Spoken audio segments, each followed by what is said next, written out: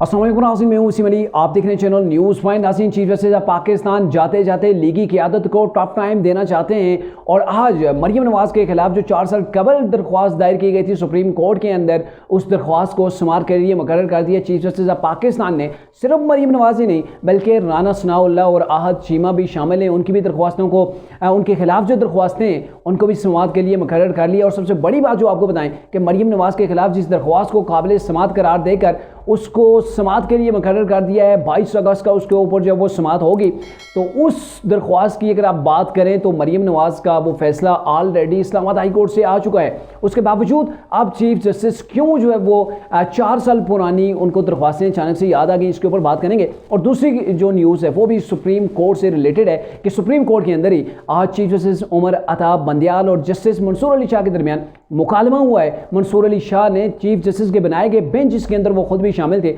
उसके ऊपर भी एतराज़ उठा दिया है और चीफ जस्टिस ऑफ पाकिस्तान ने ये कह दिया है कि मैंने हर सूरत ये फैसला इसके ऊपर देना है। मैं रिटायरमेंट से कबल ये फैसला जो है वो देना चाहता हूँ। अगर ना दिया तो ये एक अच्छा जो है वो लोगों के सामने जो वो चीज़ नहीं जाएगी। इसके ऊपर भी बात करेंगे कौन सा फैसला है जिसके ऊपर चीफ जस्टिस ऑफ पाकिस्तान को इतनी इमरजेंसी है कि वो रिटायरमेंट से कबल उस फैसले को हर सूरत जो है वो निपटाना चाहते हैं। आगे बढ़ने से पहले आपसे करूंगा गुजारिश कि अगर आपने अभी तक हमारे चैनल को सब्सक्राइब नहीं किया तो काइंडली सब्सक्राइब कर लीजिए और बेल आइकन को प्रेस करना मत भूलिएगा। और यही वीडियो अगर आप सोशल मीडिया के किसी और प्लेटफॉर्म फेसबुक वगैरह के ऊपर देख रहे हैं तो इसी वीडियो के डिस्क्रिप्शन के अंदर हमारे चैनल का लिंक है, काइंडली लिंक को विजिट कीजिए और हमारे चैनल को ज़रूर सब्सक्राइब कीजिएगा। नाज़रीन, आज दिन को जो गर्मा गर्म खबर चलती रही कि मरियम नवाज़ जो है वो उनकी गिरफ्तारी का हो गया है जी, ऐलान हो गया है, तो वो भी गिरफ्तार हो सकती हैं। और एक अलग सा माहौल पैदा हो गया था कि जैसे ही पीडीएम की गवर्नमेंट गई है और चीफ जस्टिस भी जाने वाले हैं, रिटायरमेंट है और रिटायरमेंट से पहले वो मरियम नवाज़ को भी जेल के अंदर भेजना चाहते हैं, जैसे कि इमरान जेल के अंदर बंद है। तो ये क्या सिनेरियो डेवलप हो गया, यूँ लग रहा था कि अब जो है वो पासा पलट गया है और अब लीगी क़यादत एक बार फिर से जेलों के अंदर होगी। और ये मामला है कि 4 साल कबल एक दरख्वास्त मरियम नवाज़ के खिलाफ जो वो दायर की गई थी, एहसासों से जो वो आमदन से ज़्यादा एहसासों का केस था, वो एक शुगर मिल है उसके वाले से था। तो दोबारा से उसके ऊपर समाअत के लिए उस दरख्वास्त को चीफ जस्टिस पाकिस्तान ने 22 अगस्त को मुकर्रर कर लिया है कि 22 अगस्त को इसके ऊपर सुनवाई होगी। और सिर्फ मरियम नवाज़ ही नहीं बल्कि राना सनाउल्लाह और आहद चीमा के खिलाफ भी ऐसा ही है। उनके खिलाफ जो दरख्वास्तें जमा कराई गई थी उनको भी जो है वो मुकर्रर कर लिया चीफ जस्टिस पाकिस्तान की जानब से, यानी कि सुप्रीम कोर्ट के अंदर अब वो मुकर्रर हो गई। और अगर मरियम नवाज़ की दरख्वास्त की बात की जाए तो इस्लामाबाद हाई कोर्ट मरियम नवाज़ को ऑलरेडी बरी कर चुकी है। उस केस के अंदर से मरियम नवाज़ बाकायदा तौर पर बरी हो गई हैं और उस फैसले के खिलाफ ये दरख्वास्त नहीं आई है, बल्कि दरख्वास्त ये आई है कि जो इस्लामाबाद हाई कोर्ट ने, यानी कि 4 साल पहले जो दरख्वास्त हुई थी उसको ये कहा गया था कि 4 साल पहले जो मामला चल रहा था हाई कोर्ट के अंदर, जो मरियम नवाज़ को ज़मानत दी गई थी, उसको ये कहा गया है कि मरियम नवाज़ को जो इस्लामाबाद हाई कोर्ट ने ज़मानत दी हुई थी उस ज़मानत को मनसूख किया जाए। उस अदलिया का जो फैसला था इस्लामाबाद हाई कोर्ट का उसको कलादम करार देकर मरियम नवाज़ को फौरी तौर पर गिरफ्तार किया जाए। और यही चीज़ें जो थी, 2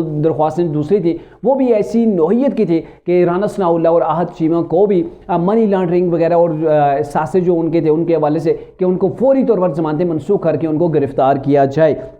तो यूँ लग रहा है कि चीफ जस्टिस पाकिस्तान जो लीगी क़यादत है, जैसे वो गवर्नमेंट से गए हैं, जैसे एक नवाज शरीफ के लिए आसानी वाला वो केस था जिसके अंदर उनकी जो नाअहली थी, जो उनके खिलाफ जो एक्शन लिया गया था सुप्रीम कोर्ट के अंदर से आज खुद नोटिस लिया गया था, तो उसके हवाले से उस मामले को भी चीफ जस्टिस पाकिस्तान ने जो वो ख़त्म करके रख दिया था। और अब ये दूसरा मामला है कि लीगी क़यादत के ऊपर चीफ जस्टिस की जानिब से जाते जाते वार हो गया है। और अगर आपको ये भी बताएं कि ये जो आज सुप्रीम कोर्ट के अंदर चीफ जस्टिस पाकिस्तान और मंसूर अली शाह, जो चीफ जस्टिस मंसूर अली शाह हैं, उनके दरमियान एक मुकालमा हुआ है। जस्टिस मंसूर अली शाह ने आज चूंकि 3 रुकनी बेंच बैठा हुआ था, समाअत उन्होंने करनी थी इमरान की जो एक एप्लीकेशन आई हुई थी, पटिशन थी कि नैब का जो तरमीमी बिल है उसके खिलाफ थी और उसकी समाअत के लिए जो वो आज 3 रुकनी बेंच था, 3 रुकनी बेंच के अंदर मंसूर अली शाह भी शामिल थे, चीफ जस्टिस पाकिस्तान उमर अता बंदियाल भी शामिल थे। तो जैसे मंसूर अली शाह ने सबसे पहले ही कहा कि इस केस पर समाअत करके फैसला करने से पहले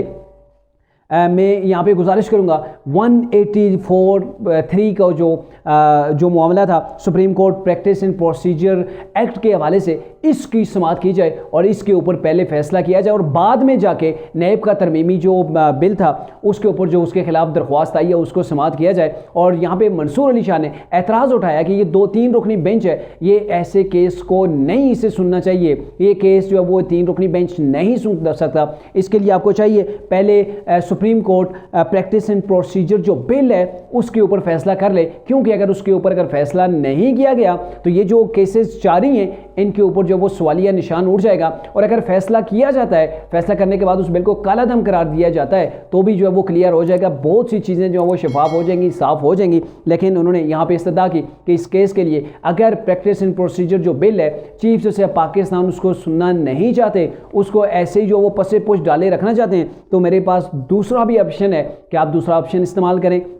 और फुल कोर्ट बेंच बनाएं। जो ये नैब का तरमीमी बिल है इसके ऊपर जो इसके खिलाफ जो एप्लीकेशन आई है इसकी सुनवाई करें, फुल कोर्ट होगी तभी जो वो इसके ऊपर मामला बन पाएंगे। और उन्होंने ये भी कहा कि इससे पहले भी मैं नोट लिख चुका हूँ, बड़ा वाज़ेह तौर पर उसके अंदर पॉइंट में लिख कर आपको बता चुका हूँ। जो केस था सिविलियन के ट्रायल के हवाले से कि मिलिट्री कोर्ट्स के अंदर जो ट्रायल है उसके हवाले से मैं पहले भी आपको लेके दे चुका हूँ कि यहाँ पर भी आपको फुल कोर्ट बनाना चाहिए। लेकिन आपने मेरी बात के ऊपर जस्टिस साहब, जो चीफ जस्टिस साहब, आपने वहाँ पर सुनना उसको गवारा नहीं किया है। और अब मैं दूसरी बार ये गुजारिश कर रहा हूँ कि ये जो मेजर केसेस हैं इनके ऊपर 3 रुकनी 2 रुकनी बेंच मत बनाएं, इसको फुल कोर्ट बेंच के हवाले करें जिसके अंदर तमाम के तमाम जस्टिस मौजूद हों और उसके बाद जो फैसला है अक्सरियत राय से जो फैसला है उसी को नाफिज़ अमल होना चाहिए। और मेरे ख्याल में जस्टिस मंसूर अली शाह का ये जो मुतालबा है बिल्कुल ज़बरदस्त है। और आप अंदाज़ा लगाएं कि उन्होंने अपना बेंच, जिस बेंच के अंदर वो भी शामिल हैं, उसके ऊपर भी एतराज़ उठाया है कि 3 रुकनी बेंच को ये फैसला नहीं सुनना चाहिए। और आपको ये भी बताएं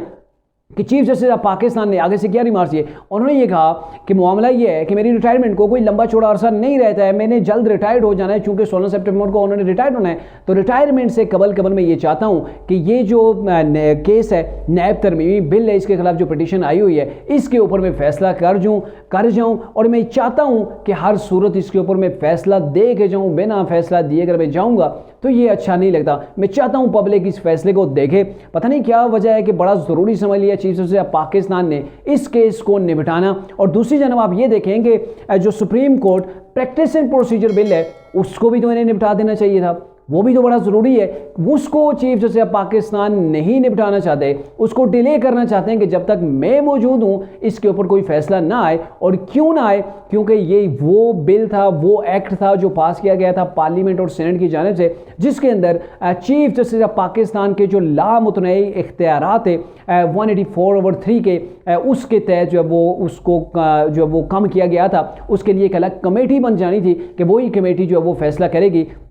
कि कौन सा बेंच बनना है, कौन से फैसले के ऊपर आज खुद नोटिस जो है वो लेना है, कौन से केस के ऊपर। तो इसको वो क्लियर नहीं कर रहे। मंसूर अली शाह ये चाहते हैं कि इसको आप सुने, इसके ऊपर जो है वो समाअत करें और इसके बाद जाके फैसला दें। और अगर फैसला अगर देते हैं, फ़र्ज़ किया ये अगर कलअदम करार नहीं दिया जाता तो मौजूदा ये जो रिसेंटली मेजर केसेस थे जिनके ऊपर छोटे बेंच बना के फैसले किए गए, तो ये सारे के सारे रिवर्स भी हो सकते हैं। और मेरे ख्याल में जब चीफ जस्टिस पाकिस्तान रिटायर हो जाएंगे, जैसे फाइज ईसा सुप्रीम कोर्ट के चीफ जस्टिस बन जाएंगे, तो उसके बाद मेरे ख्याल में इस केस के ऊपर दोबारा से सुनवाई हो सकती है और इसी के ऊपर दोबारा से जो फैसला दिया जा सकता है। और मेरे ख्याल में जो जस्टिस फाइज ईसा हैं वो इस चीज़ के आगे अंदर नहीं है कि चीफ जस्टिस के पास लामुतनाई किस्म के इख्तियारात हों। तो मेरे ख्याल में इसको जो रोका गया है, इसको इस एक्ट को जो है वो नाफिज़ अमल किया जाएगा, इसको रोका नहीं जा सकता। और वैसे भी आपको बताएं कि सुप्रीम कोर्ट के अंदर बहुत ज़्यादा तादाद के अंदर बड़े बड़े केसेस फंसे हुए हैं और चीफ जस्टिस के पास अभी मेजर केसेस कौन से हैं? वो ऑडियो लीक्स का मामला है जिसके अंदर इनकी सासू माँ भी है। और इसके अलावा अगर बात की जाए तो मिलिट्री ट्रायल का वो एक बड़ा मामला है कि मिलिट्री सिविलियन का मिलिट्री ट्रायल जो है वो होना चाहिए या नहीं होना चाहिए, वो भी केस पड़ा हुआ है। और इसके अलावा supreme court practice and procedure bill है वो भी जो है उसी तरीके से पड़ा हुआ है। और अब उमर था बंदियाल के पास एक और बिल भी, एक और केस भी है और वो केस है 14 मई को जो पंजाब के अंदर इलेक्शन करवाने थे पीडीएम की गवर्नमेंट ने वो इलेक्शन नहीं करवाए। अब इसके ऊपर चीफ जस्टिस तौहीन अदालत लगाते हैं नहीं लगाते, टाइम बड़ा ही शॉर्ट उनके पास रह गया। लेकिन एक बात बड़ी वाज़ेह हो गई है कि चीफ जस्टिस ऑफ पाकिस्तान ने वो नून लीग के जो 4 साल पुराने केसेस थे, जो 4 साल पुरानी दरख्वास्तें थी, उनको समाअत के लिए मुकर्रर कर दिया है। और ये मुकर्रर करने का मतलब बड़ा वाज़ेह है कि 4 साल आपने उनको हाथ नहीं लगाया, आज उनको आप निकाल के ले आए, तो इट्स मीन कि आप जो है वो लीगी की आदत को टफ टाइम देना चाहते हैं, और जाते जाते जितना भी आपसे बन पाएगा ये जो है वो लीगी की आदत को टफ टाइम देंगे।